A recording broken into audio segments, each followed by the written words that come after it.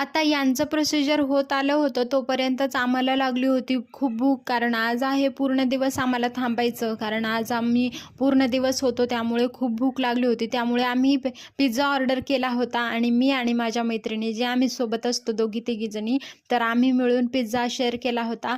तर हा पिझ्झा आम्ही ऑर्डर केला होता कॅफेमधून, चिझीलँड कॅफेमध्ये. पण वरचीवर ते आम्हाला चांगली क्वालिटी देत नाहीत. काय माहिती असं का करतात?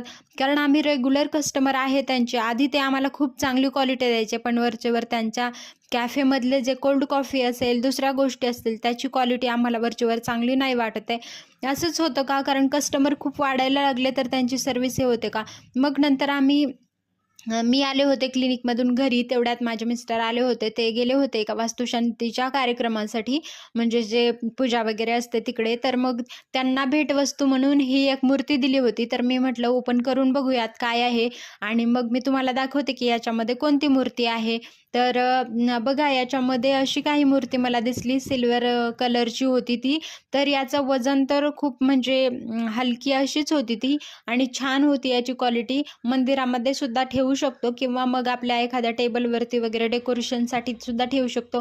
गाई आणि वासराची अशी मूर्ती होती. ही खूप जण मंदिरामध्ये सुद्धा ठेवतात. तर आता मीही सुद्धा ही मूर्ती मंदिरामध्ये ठेवणार आहे.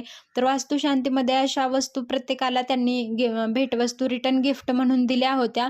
तर माझ्या मिस्टरांनी त्यांना वास्तुशांतीमध्ये जे म्हणजे फोटो दिली होती, जे असं निसर्गाचं वगैरे चित्र असतं तसं भेटवस्तू म्हणून त्यांना दिलं होतं. तर रिटर्न गिफ्टमध्ये त्यांनी हे दिलं होतं आणि प्रत्येकाला हे देण्यासाठी, कोणत्याही कार्यक्रमामध्ये रिटर्न गिफ्ट देण्यासाठी ही खूप छान आयडिया आहे.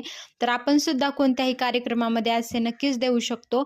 तर छान वाटलं हे मला आणि सुंदर होतं, मंदिरामध्ये ठेवायला सुद्धा खूप छान वाटेल. चला तर मग आजचा व्हिडिओ माझा कसा वाटला हे मला नक्कीच सांगा आणि असेच नवनवीन व्हिडिओज पाहण्यासाठी माझ्या चॅनलला नक्कीच सबस्क्राईब करा. भेटूयात माझ्या पुढच्या व्हिडिओमध्ये. धन्यवाद.